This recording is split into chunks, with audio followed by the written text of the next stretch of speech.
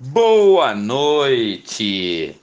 Nesta noite maravilhosa, eu desejo saudar a todos os pastores, a todos os estimados missionários e missionárias, aos meus amados irmãos e irmãs em Cristo e todos os amigos e amigas que nos acompanham pelo YouTube. Eu saúdo a todos com a doce e meiga paz do nosso amado Senhor e Salvador Jesus Cristo. Amém? Amados, é com imensa alegria e satisfação que neste momento entro em contato mais uma vez com todos os componentes desta abençoada rede de WhatsApp e com todos os irmãos em Cristo e amigos que estão nos acompanhando pelo YouTube. Quem vos fala nesta noite abençoada do dia 10 de novembro de 2019, nesta noite de domingo, às exatamente 19 horas e 2 minutos, é o seu estimado irmão em Cristo, Paulo Francisco. Eu falo da cidade de Brasília, capital do Brasil. Queridos, nesta rica oportunidade, eu desejo agradecer a todos os membros de nossa amada rede de WhatsApp e do YouTube, que efetuaram mais um maravilhoso período de oração e jejum nos dias 28 e 29 de outubro.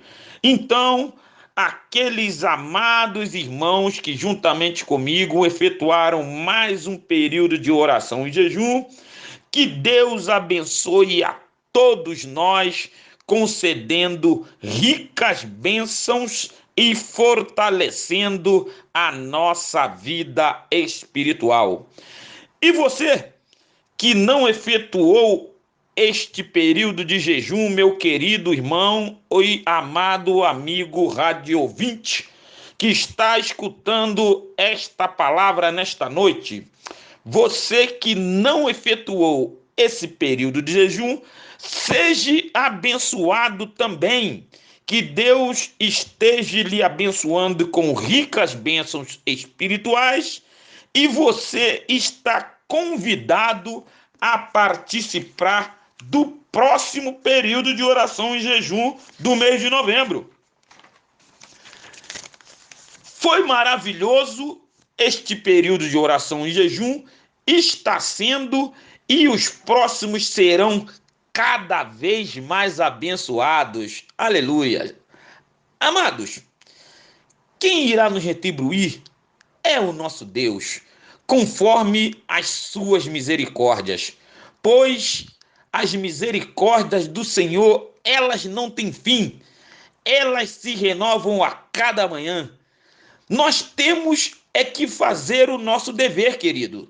Temos de continuar orando e jejuando todos os meses, independentemente de qualquer problema. Então, meu querido amigo, irmão, que não efetuou o período de jejum desse mês de outubro, você está convidado a efetuar o período de oração e jejum do mês de novembro. Fique atento que no próximo contato eu já estarei fornecendo todas as informações necessárias do próximo período de oração e jejum. Muito bem, neste momento meditaremos na palavra de Deus. Eu gostaria que você pegasse a sua Bíblia e acompanhasse a leitura do texto base, assim como também a de todos os textos suplementares. Queridos e estimados irmãos e irmãs em Cristo e amigos, abram os vossos corações e deixem Jesus Cristo saciar a sede de vossas almas. Não se esqueçam nunca que nós somos o templo do Espírito Santo. Aleluia! Meu amado irmão e amigo, o Espírito Santo habita dentro de você, com uma ressalva: isto é, se você for um verdadeiro cidadão dos céus, um verdadeiro peregrino nesta terra, que tem a certeza da sua salvação, que reconhece que é um pecador e que crê que seus pecados foram todos perdoados e que já está lavado e remido no sangue de Jesus Cristo. Aí sim, deste modo, com estas prerrogativas, o Espírito Santo habitará dentro de você e você será sempre guiado por ele. Amém. Glórias sejam dadas ao nome do Senhor. Informando aos meus amados irmãos que a minha Bíblia é a tradução Bíblia de Estudo King James. Repetindo, informando aos meus queridos e amados irmãos que a minha Bíblia é a tradução Bíblia de Estudo King James. Meditaremos nesta noite no livro de Romanos, capítulo 1, versículo de 8 a 13. Romanos, capítulos 1, versículo 8 a 13. Neste momento, vamos orar. Oremos. Bendize a minha alma ao Senhor e tudo que há em mim, bendiga o seu santo nome. Deus grande e fiel, que guarda as suas promessas para conosco de geração em geração. Louvado e engrandecido seja o teu nome para sempre e eternamente. A tua palavra nos diz: abençoado é aquele homem que faz do Senhor a sua confiança. Muitas, ó Senhor meu Deus, são as tuas maravilhosas obras que tu fizeste, e os teus pensamentos que são voltados para nós. Eles não podem ser contados em ordem a ti. Se eu fosse declarar e falar deles, são mais do que se pode enumerar. Grande Criador de todas as coisas, seja notório a todos os homens que o Senhor sonda os corações e todos os pensamentos, e antes que a palavra chegue à nossa boca, o Senhor já sabe o que será dito. Te louvamos, pois só tu és digno de toda honra, toda glória e todo louvor. Tenha compaixão do teu povo e guia-nos até as moradas celestiais. É o que te pedimos, em nome do seu amado Filho, Jesus Cristo. Amém. Meditaremos na palavra de Deus nesta noite, no livro de Romanos, capítulo 1, versículo 8 a 13. E nos diz assim a palavra de Deus. Primeiramente, eu agradeço ao meu Deus, por meio de Jesus Cristo, por todo vós, porque a vossa fé é anunciada em todo o mundo. Pois Deus, a quem sirvo em meu espírito, no evangelho do seu Filho, é minha testemunha de como incessantemente faço menção de vós em minhas orações, rogando que de algum modo seja possível, agora por fim, ter uma próspera viagem para ir a vós na vontade de Deus. Porque desejo ver-vos, para que eu possa transmitir a vós algum dom espiritual, a fim de que sejais fortalecidos. Isto é, para que eu possa ser confortado juntamente convosco pela fé mútua, tanto a vossa quanto a minha. Ora, eu não quero que ignoreis, irmãos, que muitas vezes eu propus ir até vós, mas tenho sido impedido até agora, para que eu também possa ter entre vós algum fruto, mesmo entre os demais gentios. Leitura maravilhosa da palavra de Deus nesta noite. Vamos fazer mais uma oração. Oremos. Pai nosso que estás no céu, santificado seja o teu nome. Venha o teu reino. Seja feita a tua vontade na terra como é no céu. Quebranta-nos, Senhor. Quebranta-nos. Traz um despertamento espiritual para o teu povo. Abre o entendimento de todas as pessoas que irão escutar a tua palavra nesta noite e vivifica cada um conforme a tua vontade. A tua palavra nos diz: admiro-me de que tão breve vos desviasteis daquele que vos chamou para a graça de Cristo a um outro evangelho. Ó meu Deus, tem misericórdia do teu povo e não permita que, assim como Paulo falou aos Gálatas, não permita que o povo que se chama pelo teu nome seja enfeitiçado, seja ludibriado, seja enganado, seja iludido com outro evangelho que não seja o evangelho de Jesus Cristo e este crucificado lá no Calvário. A tua palavra foi lida nesta noite. E assim como o Senhor levou Jeremias na casa do oleiro, para que ele pudesse ver o Senhor quebrar o vaso e fazer outro conforme a sua vontade. Faz de mim um vaso novo, quebra esse vaso, usa-me com autoridade, com ousadia e com unção. Que a tua palavra encontre guarida nos corações e que haja um novo nascimento, que ocorra a verdadeira transformação, que ocorra a poderosa metanoia e que teu nome seja enaltecido e glorificado para sempre e eternamente. É o que lhe pedimos em nome do seu amado Filho Jesus Cristo. Amém. Glória seja dada ao nome do Senhor.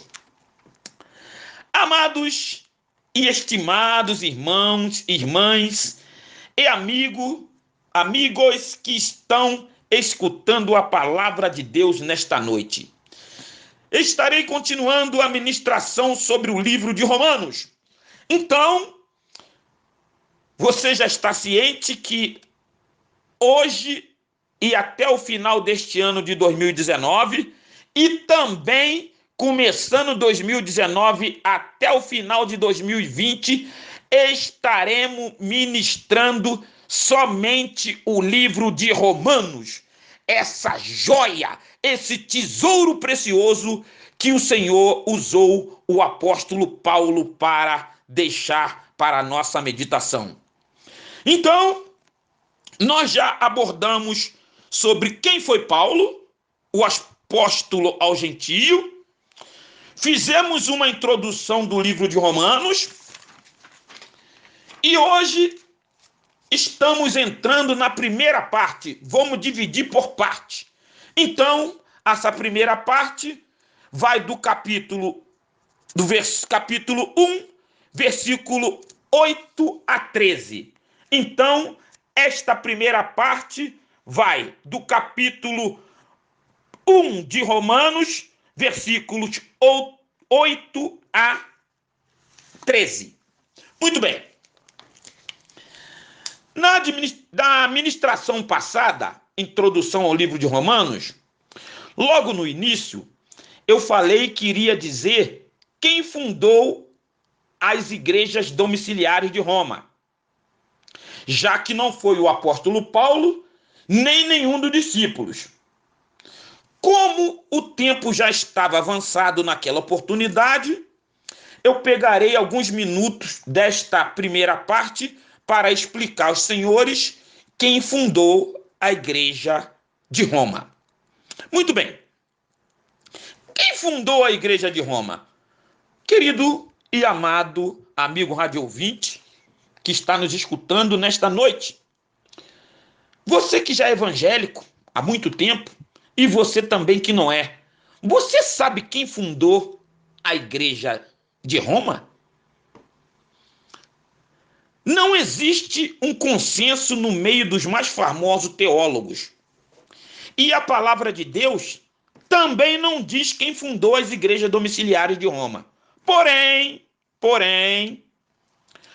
os estudiosos da Bíblia e os pais da igreja antiga, através do estudo das cartas, das epístolas escritas por Paulo, tem algumas colocações de como surgiu a Igreja de Roma.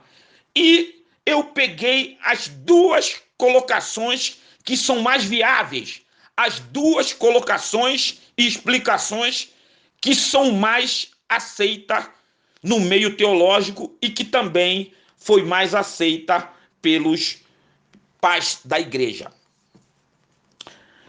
Essas colocações que irei expor, senhores, também encontramos elas no livro de John Murray, Comentário Bíblicos ao Romanos, editora fiel, que eu gostaria que você, quando pudesse, adquirisse. Eu vou repetir de novo esse livro.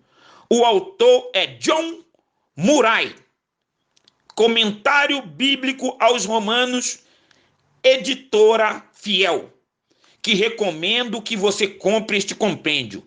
Então, você que está me escutando, a hora que tiver um tempo, reserve uma importânciazinha e compre esse livro que vai ser de muita valia para você.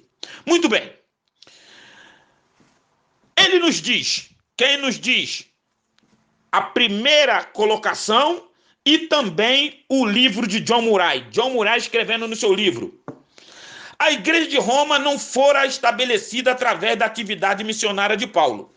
Então, se não foi Paulo e também não foi apóstolos, nós vamos ver nessa hora quem fundou a Igreja de Roma. Lemos em Romanos capítulo 15, versículo 20.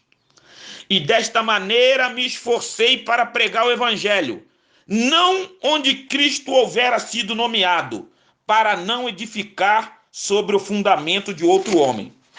Então, o que nós podemos extrair deste testemunho pessoal de Paulo, quando ele afirma que não edificava sobre fundamento alheio?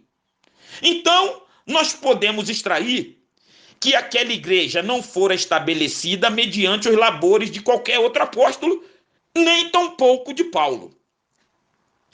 Por conseguinte, podemos perguntar: como se originou a comunidade romana, a comunidade cristã romana? A primeira explicação: se levarmos em conta a posição estratégica de Roma dentro do Império Romano e os fatores que atuaram sobre a igreja cristã após o dia de Pentecostes, então a resposta é relativamente fácil. Não pode ser desconsiderado o fato de que, entre os ouvintes de Pedro, naquele dia, quando o Espírito Santo caiu, lá no dia, quando o Espírito Santo desceu sobre todos eles lá no dia de Pentecostes, e a testemunha daqueles fenômenos miraculosos, que havia entre eles pessoas procedentes de Roma, que foram realmente transformadas e que tiveram a vida mudada em ação do Espírito Santo. Então preste atenção aqui, meu querido. No dia que o Espírito Santo desceu sobre todos, aquele fenômeno miraculoso, onde todos foram cheios do Espírito Santo, tinha pessoas de muitas localidades. E entre essas pessoas, poderia também haver algumas pessoas de Roma. Não necessariamente que essas pessoas de Roma foi a que fundou a igreja lá, mas possivelmente também tenha naquele meio algumas pessoas de Roma que foram atingidos por aquele Espírito Santo quando ele desceu, um som, veja só, é interessante nós observarmos, que não foi um vento, foi um som como que um vento. Isso que fique bem claro. Um som como que um vento que encheu toda a casa e todos foram cheios do Espírito Santo. Aleluia. É muito difícil de acreditar que nenhum deles regressou a Roma. Temos boas razões para supor que, pelo menos alguns, se não muitos entre eles, que estavam naquele dia, lá quando o Espírito Santo desceu no dia de Pentecostes, se converteram naquela ocasião e mais tarde voltaram para Roma, levando consigo a fé em Jesus Cristo. Ora, onde existe a fé, ela buscará a comunhão dos santos. Então, possivelmente, alguns que estavam ali, realmente com a sua vida transformaram, retornaram para Roma e lá abriram as igrejas domiciliares de Roma. Preste atenção. Por que eram igrejas domiciliares? Preste muita atenção nisso aqui. Porque elas não tinham placa. Aleluia! Quando Paulo chegou lá, que estava ansioso para visitá-los, não tinha nenhuma placa. Era a igreja domiciliar. O que quer dizer isso? Que ele se reunia em casas. Domicílio quer dizer nas casas. Que fique bem entendido isso, ok? Não era Assembleia de Deus, que não tinha, não era presbiteriana, não era batista, nem era metodista ou eleiana. Era uma congregação domiciliar na casa, onde eles buscavam a Jesus Cristo e esse crucificado, onde eles buscavam Jesus Cristo porque haviam nascido de novo, não tinham placa, eles tinham Jesus, Jesus, Jesus. Aleluias, glórias seja dada ao nome do Senhor. E a segunda colocação, é oportuno enfatizar que, sendo Roma o centro das atenções políticas, comerciais, sociais, culturais, esportivas, militares, etc., etc., atraía para si um constante movimento de todas as cidades daquela época. Então, é oportuno observar aqui que várias pessoas iam e vinham de Roma. Por quê? Roma era o império que estava dominante naquela oportunidade. E de todos os lugares vinham e iam pessoas de Roma. E este movimentar-se seguia certas linhas definidas e fixas quanto a determinada direção. Então vinha pessoa de todos os lugares. Entre essas pessoas que vinham de todos os lugares, ao longo dos mais diversos anos, o Espírito Santo pode ter usado alguma dessas pessoas para fundar também a Igreja de Roma. Essa é uma segunda tendência. Então, pode ter sido tanto a primeira quanto a segunda. Roma atraía em todos os setores um fluxo grande e constante de pessoas, provenientes das mais distantes províncias orientais e das mais distantes cidades daquele mundo.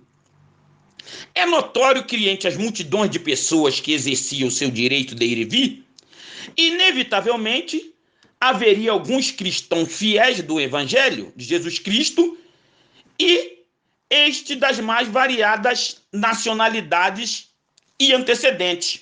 Então, pode ter sido a primeira as pessoas que foram convertidas no dia que desceu o Espírito Santo lá no dia de Pentecoste, ou pode ter sido também o fluxo de pessoas que ia e vinha, e dentre esses o Espírito Santo pode ter usado alguém para abrir a igreja de Roma, ok? Então, explicado esse momento, nós vamos entrar propriamente na ministração de hoje. Romanos, capítulo 1, versículo 8 a 13. Muito bem. Lemos em Romanos, capítulo 1, versículo 8, e nos diz assim. Primeiramente, Paulo falando: eu agradeço ao meu Deus, por meio de Jesus Cristo, por todo vós, porque a vossa fé é anunciada em todo o mundo. Preste atenção. Paulo se alegrava pelo fato de haver igrejas domiciliares na capital do Império Romano. Eu já te expliquei o que é igreja domiciliar. Ele estava agradecido pela difusão da fé. Então Paulo estava agradecido por quê? Chegou até ele que em Roma tinha um povo lavado, remido, no nome e no sangue de Jesus Cristo, que era completamente diferente. E presta atenção, que eu vou frisar bastante nesse capítulo, nesse versículo 8. Porque a vossa fé é anunciada em todo mundo. A fé de quem? A fé do pessoal, dos crentes lá da igreja de Roma. Preste atenção nisso. Nesta instância, o apóstolo Paulo atrai a vossa atenção ao fato de que, primeiramente, dou graças. Ao escrever para esta congregação, que ele ainda não vira, o que mais se destacava no pensamento do apóstolo era a fé daqueles santos. Então, quando Paulo, diante das circunstâncias, começou a escrever para uma igreja que ele até então ainda não conhecia, o que destacava, que chamou a atenção de Paulo? Os comentários que chegou até ele sobre a fé daqueles novos cristãos lá de Roma que ele ainda não conhecia. É digno de nota, acima de tudo, o fato que Paulo exalta a fé deles de tal maneira que deixa subentendido que a haviam recebido de o grande Deus, o grande Jesus Cristo, o que morreu na cruz. Então Paulo exalta, logo nesse comecinho, exalta a fé deles como que eles realmente tivessem nascido de novo, como eles nasceram de novo. Tanto eles nasceram de novo, tinham uma vida completamente mudada, que todo o império ficou sabendo, inclusive chegou ao ouvido de Paulo que aquele povo lá tinha uma fé tremenda em Jesus Cristo, e este, aquele que fora crucificado e que ressuscitou ao terceiro dia. Aleluias, glórias sejam dadas ao nome do Senhor, ao nome do Senhor. Daqui compreendemos que a fé é um dom de Deus. Se a ação de graças é o reconhecimento de um benefício, todo aquele que agradece a Deus, sua fé, reconhece que ela é um dom proveniente de Deus. Então, quando nós externamos o nosso agradecimento, assim como Paulo começa agradecendo a Deus, nós passamos, através desse agradecimento, passamos a reconhecer o quê? Que essa fé vem de Deus. Ao descobrimos que o apóstolo sempre inicia as suas congratulações com ação de graças, reconhecemos que a lição que nos é transmitida consiste em que todas as bênçãos são também dons divinos. Então, quando nós agradecemos, queridos, quando nós estamos com o nosso coração apto a agradecer toda e qualquer situação, é isso que Paulo está fazendo logo nesse primeiro versículo, quando ele cita lá, quando ele diz aqui, que dá graças ao Senhor. Primeiramente eu agradeço ao meu Deus. Então ele externa o agradecimento. Então quando nós agradecemos ao Senhor, nós estamos o quê? Estamos concordando, estamos aceitando, estamos anelando e estamos confirmando que tudo que acontece na nossa vida é bênção de Deus. Por quê? É Deus, querido. É Deus que controla todo o nosso viver, todo o nosso andar, todo o nosso agir, todo o nosso pensar e todo o nosso caminhar. É por causa disso que nós devemos de dar graças a Deus. Agradecer Ele de manhã, quando nós acordamos. Agradecer também Ele de tarde, meio-dia, de noite. Viver agradecendo. Por quê? Nós não sabemos o dia que vamos partir daqui, mas sabemos que temos que ser eternamente agradecidos. Entretanto, sua ação de graças não foi dirigida a eles, e sim a Deus. Preste atenção que quando Paulo agradece, esse agradecimento é dirigido a quem? A Deus. Primeiramente, eu agradeço ao meu Deus. Então, Paulo abre o coração a Deus pelo quê?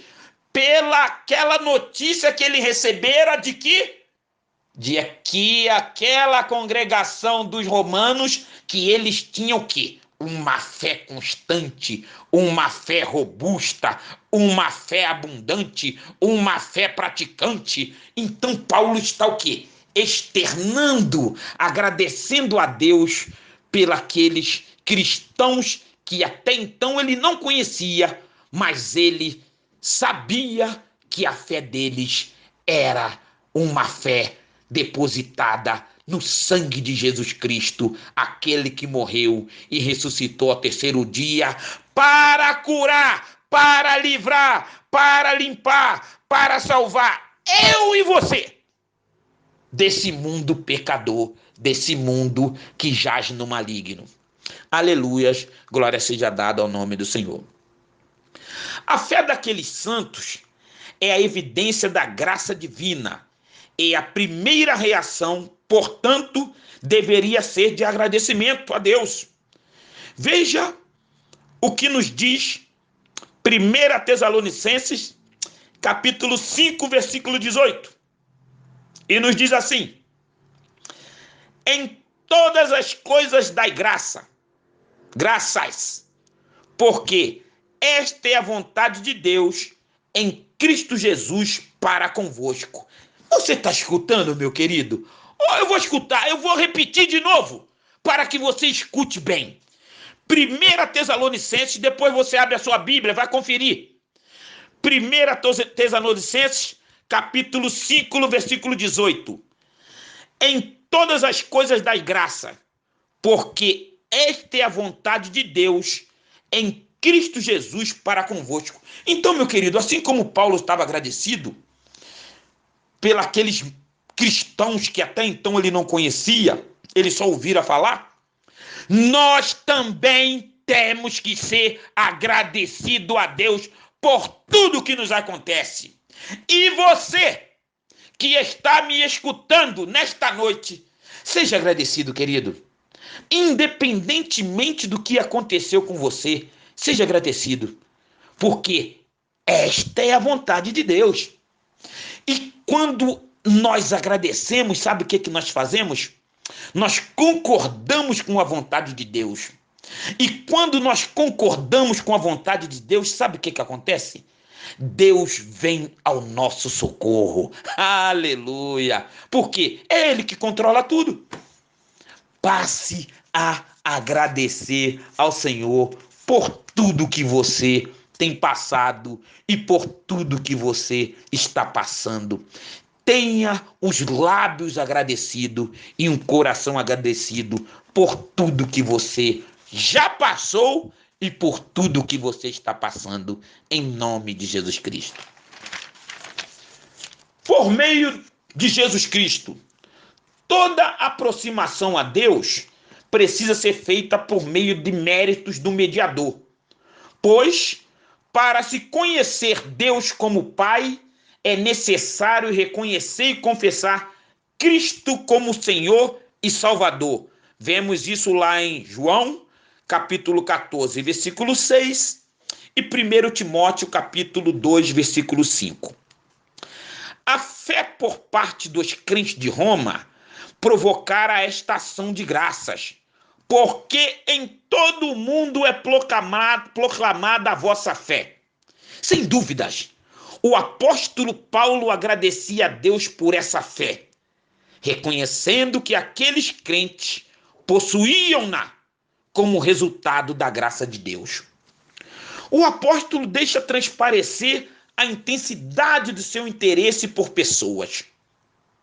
O fato de que Paulo agradeceu por todas elas demonstra o vínculo que unia a todos os crentes em Roma, embora ele não conhecesse pessoalmente. Então veja só, é oportuno enfatizar que Paulo, mesmo ele sem conhecer os cristãos de Roma, ele já tinha uma afeição. Por quê? No céu não vai haver separação. Aleluia! No céu não há separação, meu querido. Há uma junção. Então todos os salvos, eles se alegram com os salvos. Então quando Paulo soube da fé, ele se alegrou. E é como eu e você devemos se alegrar quando nós sabemos que tem um grupo de pessoas que são verdadeiramente cidadãos dos céus. Aleluia! Preste atenção. Que são verdadeiramente cidadãos dos céus. Que nasceram de novo e que vivem em novidade de vida. Glórias sejam dadas ao nome do Senhor. O vínculo da comunhão cristã não se limita ao círculo descrito pelo conhecimento pessoal. Sim, o vínculo vai além do conhecimento pessoal. Por quê? Todos nós somos irmãos em Cristo. E no céu não vai ter panelinha. No céu não vai ter patotinha. No céu não vai ter irmão de igreja X. No céu não vai ter, eu era da Assembleia, eu era da Batista, eu era metodista. Não vai ter isso. Pare com isso, pelo amor de Deus. Vamos parar com essa meninice. No céu entra um povo lavado, remido, que não tem se é de Assembleia, se é de Batista, se é presbiteriano, metodista e eliano. É um povo lavado, remido no sangue de Jesus Cristo. Lavado, remido no sangue de Jesus Cristo. Lavado, remido no sangue de Jesus Cristo. Isso é que entra no céu. Aleluia. Não é placa. Pare com esse negócio de placa. Siga o sangue de Jesus, siga o evangelho de Jesus, siga Jesus que morreu na cruz para me salvar e para te salvar. Aleluias, glória seja dada ao nome do Senhor, glória seja dada ao nome do Senhor. Aleluia, aleluia. As palavras em todo mundo é uma expressão que testifica a respeito da ampla difusão do evangelho por todo mundo, conhecido durante a era apostólica. Então todo mundo, que mundo era esse que Paulo estava falando? O mundo daquele momento, o mundo daquela era apostólica. Nós vamos ver isso lá em Colossenses capítulo 1, versículo 23, Atos capítulo 17, versículo 30 e 31. Vamos ao texto. Lemos em Romanos, capítulo 1, versículo 9 e 10.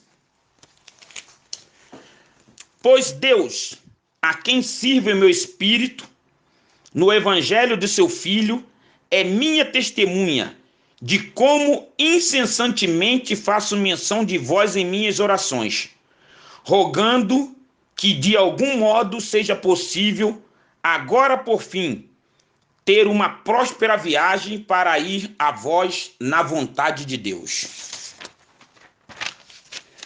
No versículo 9, Paulo não evocava necessariamente a sua autoridade como apóstolo, mas insistia nela quando a sanção dessa autoridade era insultada. Então Paulo, sempre que era necessário, o que ele fazia? Ele se proclamava uma autoridade de Deus. É assim, querido, é assim que nós temos que ser. No momento certo, na hora exata, você tem que falar que é um verdadeiro servo de Deus, verdadeiro servo do Altíssimo, e que prega sem medo, que prega com autoridade do Espírito Santo. É assim que temos que pregar o Evangelho nesse mundo cheio de pecado, nesse mundo que jaz no maligno. Temos que ser boca de Deus, usada, ungida, capacitada, consagrada para levar as boas novas a muitos que estão perecendo.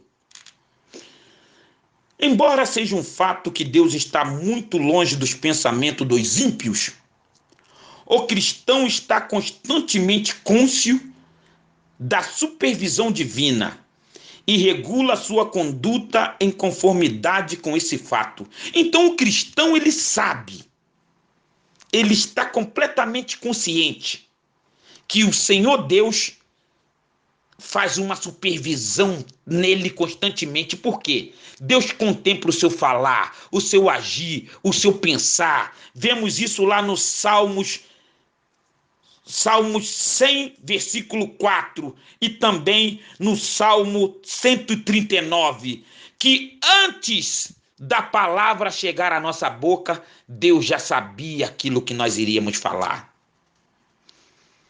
Paulo orava continuamente em espírito pelos cristãos de Roma, embora muitas das vezes a oração seja vista de outra forma. Ela é tão necessária no ministério cristão quanto ao ensino ou à pregação. Então veja só, a oração, meu querido, não tem como você ser um crente cidadão do céu e separar oração de ensino, de pregação, de unção, de consagração. Você tem que andar tudo junto, querido.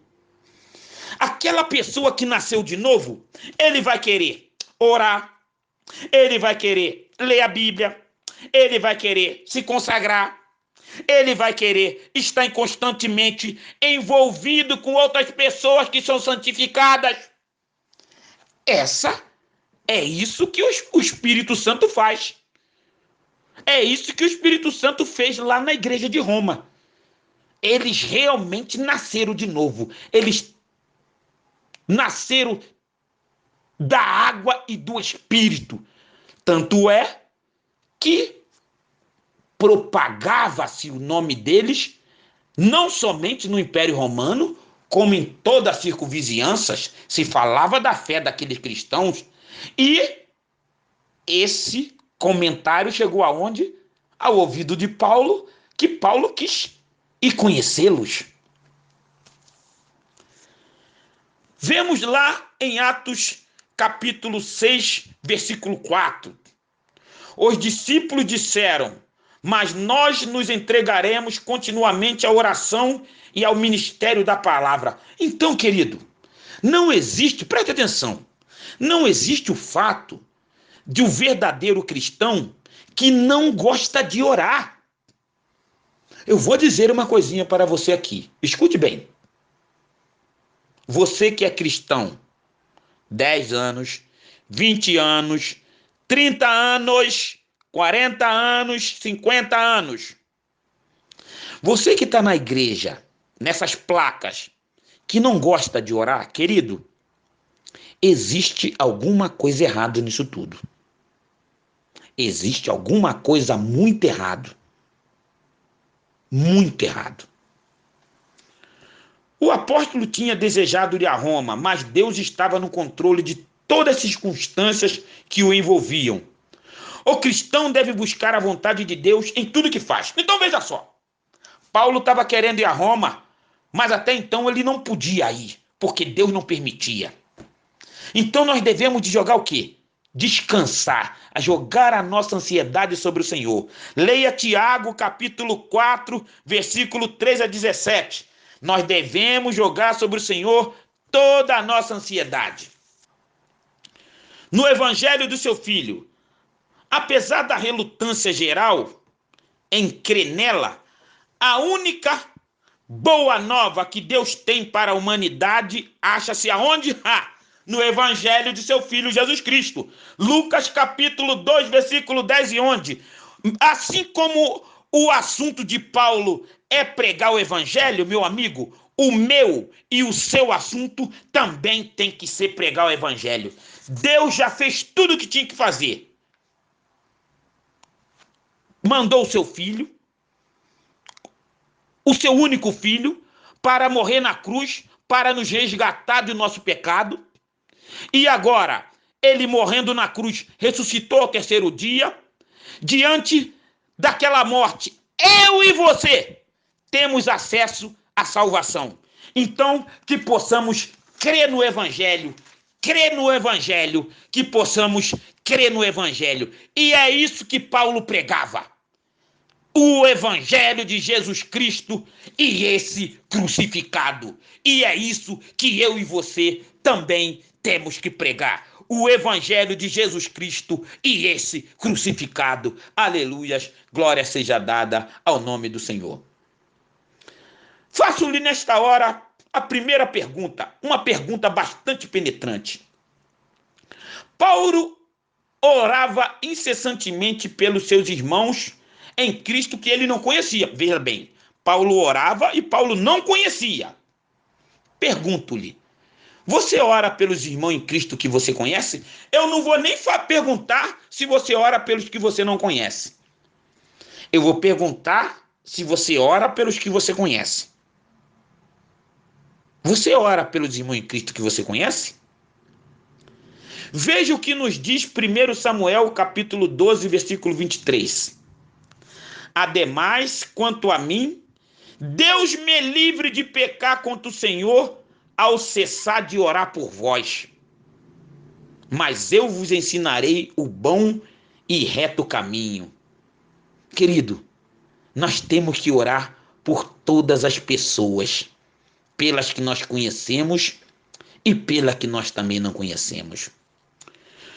No versículo 10, vemos que o cuidado específico demonstrado pela oração de Paulo era que lhe fosse concedida uma próspera viagem. O apóstolo nutria um ardente desejo e o tornar assunto de soluções específicas a Deus.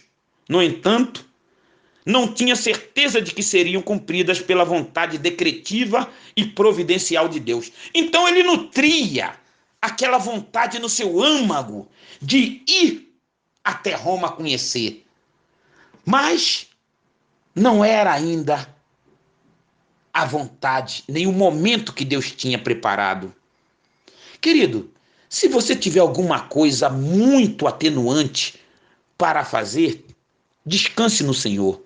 Ainda mais quando o negócio não dá certo. Aí que você deve descansar no Senhor. Vemos em Efésios capítulo 5, versículo 17, nos diz: por isso não sejais insensato, mas entendei qual seja a vontade do Senhor. E vemos em Filipenses capítulo 2, versículo 13, que nos diz: porque Deus é o que opera em vós, tanto o querer como o efetuar, segundo a sua vontade. Então, querido, é Deus que opera em nós aquilo que Ele quer. E naquele momento ainda não era a hora de Paulo ir lá. Por quê? Paulo tinha que escrever essa carta aos Romanos, essa que nós vamos falar nela até o final de 2020, se Deus assim nos permitir.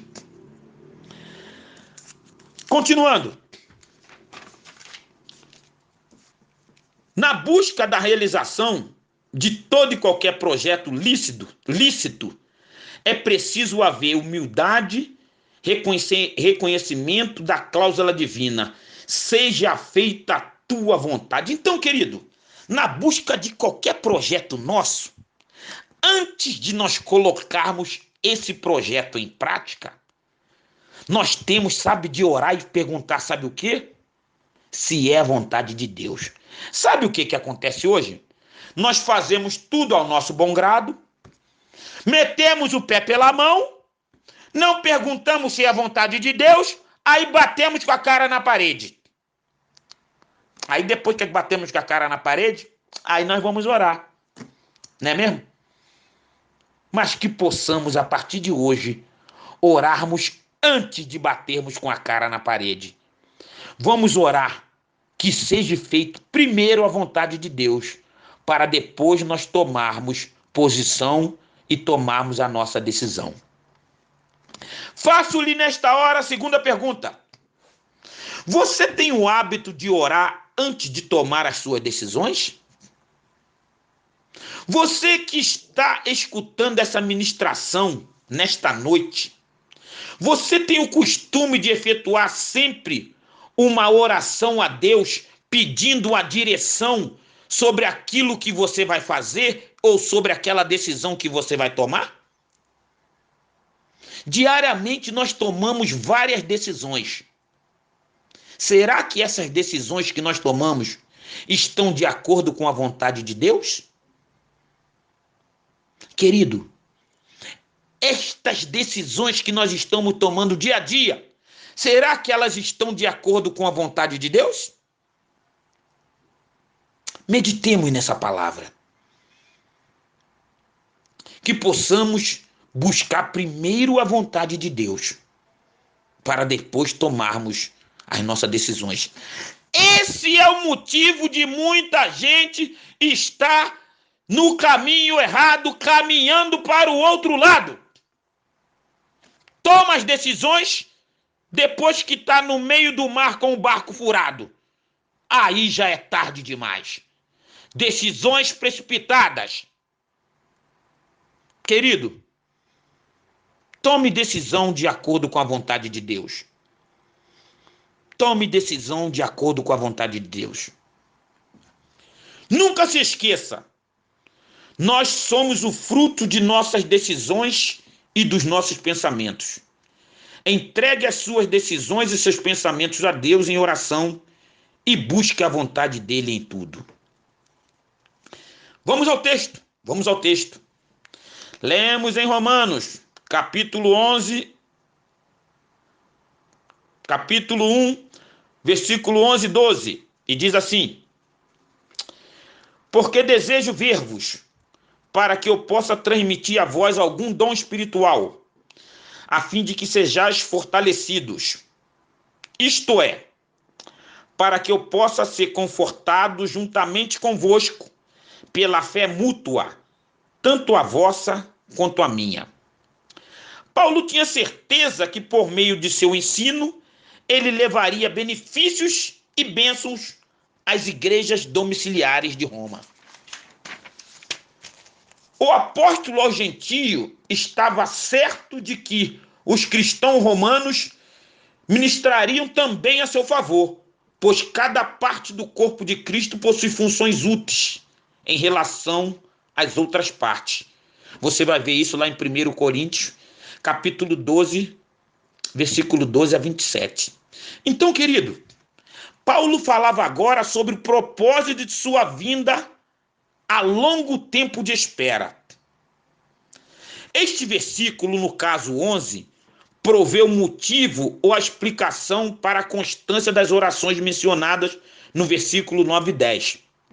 O intenso desejo do apóstolo de visitar os santos de Roma tinha em mira um alvo particular, isto é, que ele pudesse transmitir-lhe algum dom espiritual que os firmasse mais na fé em Jesus Cristo e vice-versa. Então, o que Paulo queria? Transmitir algum dom espiritual. Por quê? Paulo sabia que eles lá também tinham algum dom espiritual. E como nós, os verdadeiros salvos, se alegram com os salvos, O que é que Paulo queria? Queria ir visitá-los. É isso que nós devemos fazer nesse mundo de hoje, queridos. Os salvos se alegram com os salvos. Então, quando você sabe que tem um grupo de irmãos que são verdadeiramente salvos, o que você quer fazer? Você quer estar perto deles. Para o quê? Para usufruir daquela o quê? Daquela presença de Deus. Amém? E é isso que Paulo queria fazer. Um dom espiritual é algum dom que procede do Espírito Santo, sendo por ele conferido. Entretanto, não se tem certeza sobre que tipo específico de dom espiritual Paulo tinha em vista. Se era algum dom miraculoso, nós vamos ver isso lá em 1 Coríntios, capítulo 12, versículo 1 a 31, que eu gostaria que você lesse na sua casa. 1 Coríntios, capítulo 12, versículo 1 a 31, que fala referente aos dons. Ou se era algum dom de caráter genérico. Nós vamos ver isso aonde? Lá em 1 Pedro, capítulo 4, versículo 10, que nos diz assim: como cada um recebeu o dom, que ministre o mesmo dom aos outros, como mordomo da multiforme graça de Deus. Então, querido, temos o dom miraculoso, que é aquele dom lá de 1 Coríntios, e também temos o dom que cada um recebeu assim que teve uma mudança de vida, que teve uma verdadeira metanoia, que creu realmente no sangue de Jesus Cristo. Então nós temos o quê? Compartilhar. Compartilhar. É isso que Paulo queria fazer. Compartilhar esses dons. Ele tinha alguns dons e queria levar lá para os irmãos que ele ainda não conhecera. Para o quê? Para ele compartilhar os dons dele e também para que ele fosse automaticamente recebesse o quê? A reciprocidade, né? Daqueles irmãos lá de Roma que ele havia escutado que a fé deles era constante, que era abundante, que era uma fé firme em Jesus Cristo. O propósito de Deus ao outorgar dons individuais é o enriquecimento de toda a comunidade de crentes. E a glória da prerrogativa divina em assim estabelecer os crentes, de maneira nenhuma é diminuída pelo seu uso de instrumentos humanos para realizá-lo. Não, nós temos é que fazer com que abrir o nosso coração, porque Deus quer sim. Deus quer nos usar, meu amigo. Deus quer sim. Ele quer dar dons. Deus quer sim. Ele quer fazer com que nós sejamos verdadeiros cidadãos dos céus.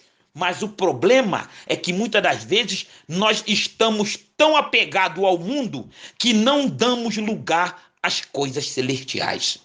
Aí é que mora o problema. Então Deus não pode usar. Mas se você se posicionar em uma vida de santificação, uma vida de oração, uma vida de leitura da vida, uma vida de separação do mundo, querido, você vai receber dons. Deus vai te capacitar. Aleluias, glória seja dada ao nome do Senhor. É oportuno enfatizar que o apóstolo Paulo recebeu de Jesus Cristo, ele recebeu de Jesus Cristo diretamente, para que ele pudesse comunicar.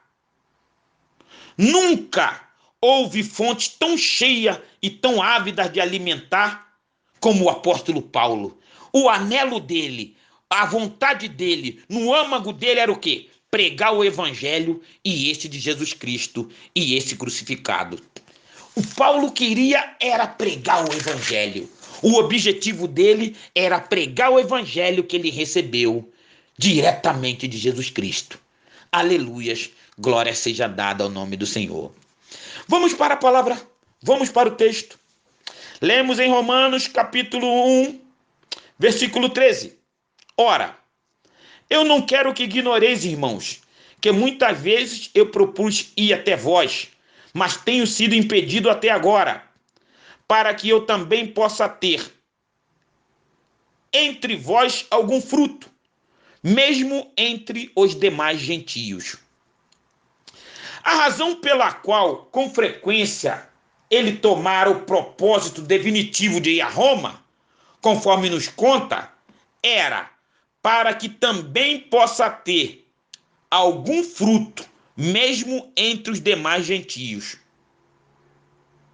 A humildade do apóstolo transparece novamente no fato de haver se referido ao fruto que ganharia como resultado de sua visita a ele, ao invés de referir-se ao fruto que lhes transmitiria. Então aqui nós vemos Paulo o quê?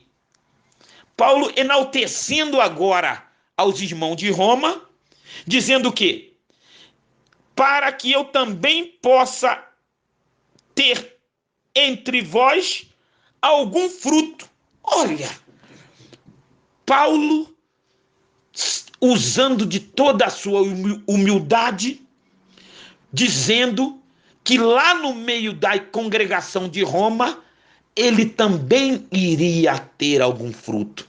É assim que nós devemos proceder, querido. Nós devemos saber que o verdadeiro cidadão dos céus, ele se alegra um com os outros. No momento que você reconhece que aquela pessoa é um verdadeiro cidadão do céu, você quer o quê? Você quer compartilhar com ela. Você quer o quê? Você quer se aproximar dela. Para o quê? Para vocês terem o quê? A comunhão com o Espírito. Oh, aleluia! Como é bom termos essa comunhão. E é isso que Paulo queria, conhecer os irmãos lá de Roma, para ter essa compartilhar com ele esses frutos que chegou até o ouvido deles, que aqueles irmãos lá tinham uma fé e ele queria compartilhar com eles. Na ideia expressa, Paulo indubitavelmente está fazendo referência àquele fruto, em razão do qual os apóstolos foram enviados pelo Senhor a recolherem. Em João, capítulo 15, versículo 16, que diz...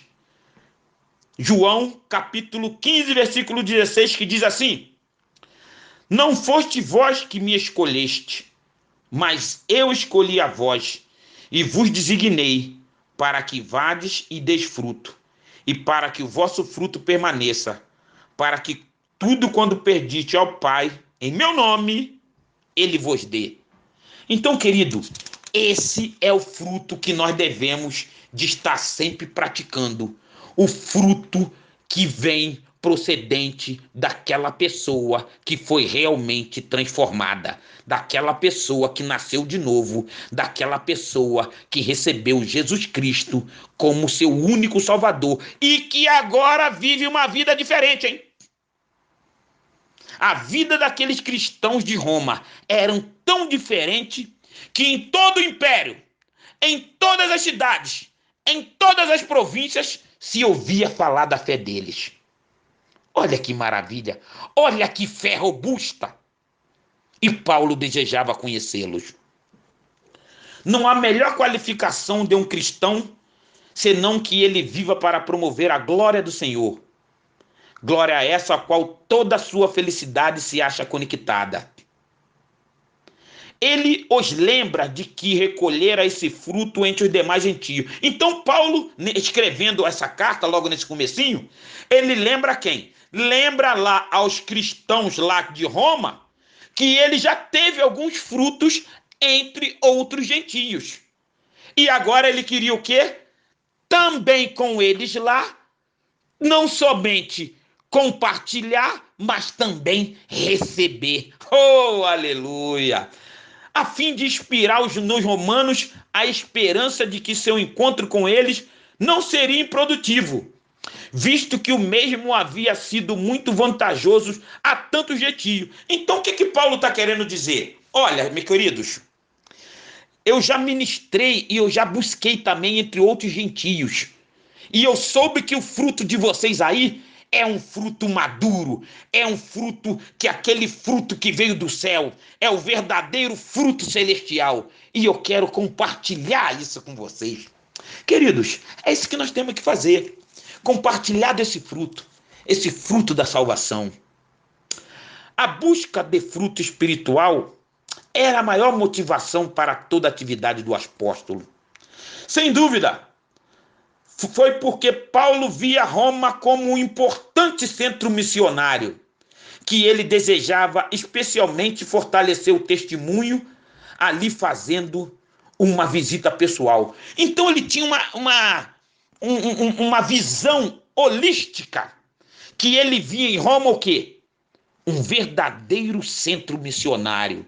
Então a visão dele, meu querido, ele olhava e ele olhava o monte, mas ele via depois do monte. E eu pergunto a você que está me escutando aqui nesta hora, muitas das vezes você é pregador do evangelho, e mesmo também se não for, como é que está a sua visão espiritual?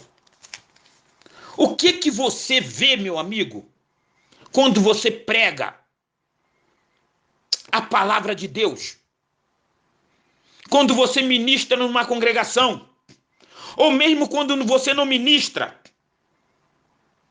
mas que você está propenso a ministrar. O que você tem visto? Qual é a tua ansiedade? Qual é a tua vontade em ministrar a palavra de Deus? Paulo via em Roma uma oportunidade, não somente de ministrar frutos, de receber frutos, mas também de pregar a poderosa palavra de Deus. E você, querido? O que é que você vê? Como é que estão os teus olhos espirituais? Olha, eu vou te dizer uma coisa. Só tem essa visão quem está com seus olhos espirituais ungidos. Se você tiver com teus olhos espirituais ungidos, aí você vai ver muita coisa. Mas se você tiver com os olhos espirituais carnais, você não vai ver nada, querido. Que possamos nesta noite estar com os olhos espirituais ungidos, para que possamos observar todas as oportunidades que aparecem ao nosso lado. É interessante que muitas pessoas andam de um lado para outro, vão trabalhar, vão para a escola, vão para o escritório, vão tudo, e não veem oportunidade de pregar o evangelho. Tantas oportunidades que aparecem, mas ele não vê nada, porque ele está na carne. Ele não vê nada, porque quem está na carne não pode agradar a Deus. É necessário, querido, é necessário que você esteja no espírito, para você reconhecer as oportunidades. Assim como Paulo estava reconhecendo a oportunidade lá em Roma. Está na hora de nós reconhecermos as oportunidades. Sabe por que você não reconhece nenhuma oportunidade? Você não vê nada? Porque você só anda na carne. E a palavra de Deus diz que aqueles que estão na carne não podem agradar a Deus. Que possamos, a partir de hoje, viver no Espírito e aproveitarmos toda a nossa oportunidade.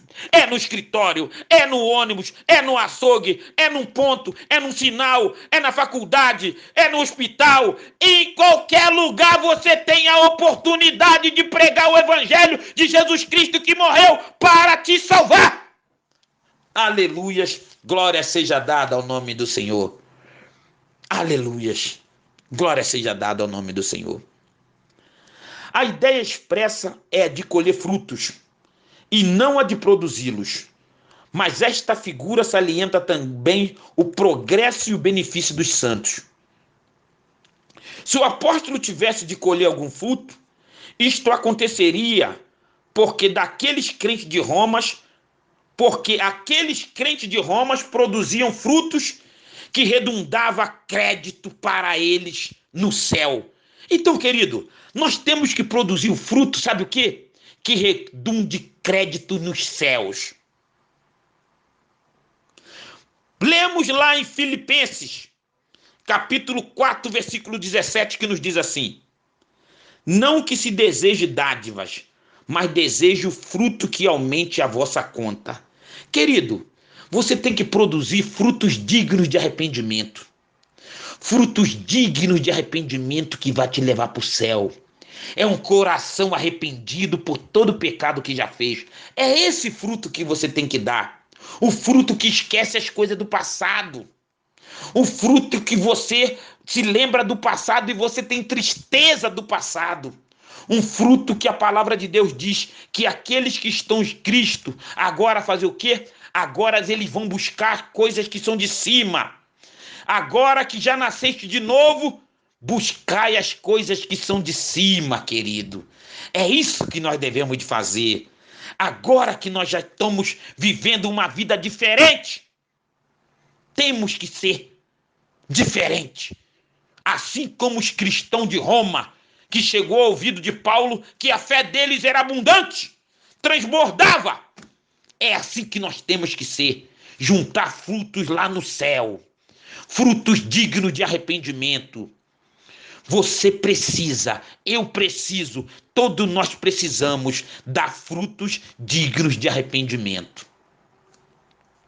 Querido irmão em Cristo e amigo que está me escutando nesta hora, pergunto-lhe: o fruto que você está produzindo aqui nesta terra, enquanto está vivo, tem aumentado a sua conta espiritual nos céus?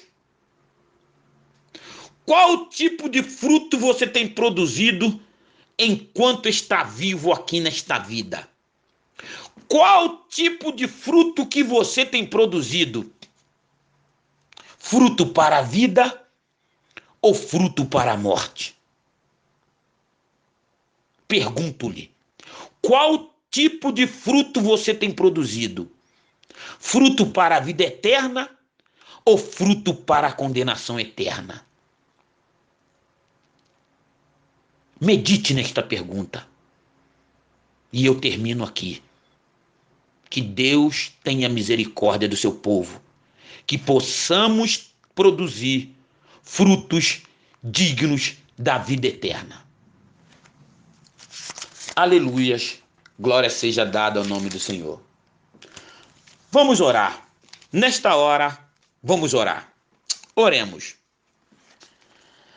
Amantíssimo Deus e eterno Pai, Criador de todas as coisas, louvamos o teu nome, rendemos-lhes a devida honra, pois tu és santo, santo, santo. Pai bondoso e misericordioso, a tua palavra nos diz: o fruto do justo é árvore da vida, e o que ganha almas, sábio é. Mas o fruto do Espírito é amor, alegria, paz, paciência, benignidade, bondade, fé, brandura, temperança. Contra estas coisas não há lei. Que possamos dar o verdadeiro fruto. Ajuda-nos, Senhor. Ajuda-nos a produzir o verdadeiro fruto conforme a tua vontade. Estamos agradecidos por haver falado aos nossos corações e alimentado a nossa alma nesta noite. Fica conosco no decorrer desta semana e nos guia rumo aos céus no dia a dia de nossa existência. É o que lhe pedimos em nome do seu amado Filho Jesus Cristo. Amém. Queridos e estimados irmãos e irmãs em Cristo e amigos que têm nos escutado nesta oportunidade. Neste momento, eu desejo agradecer a todos os amados integrantes desta abençoada rede de WhatsApp e também aos estimados irmãos, irmãs e amigos que estão nos acompanhando pelo YouTube, pela paciência de haver me escutado nesta noite de domingo que o Senhor nos concedeu para meditarmos em sua palavra. Agradeço também a você que recebeu essa gravação. Que todos tenham uma noite de paz e harmonia no recesso de vosso lar. Fiquem todos com a doce e meiga paz do nosso amado Senhor e Salvador Jesus Cristo. Até uma próxima oportunidade, amados. Que Deus abençoe a todos. Amém.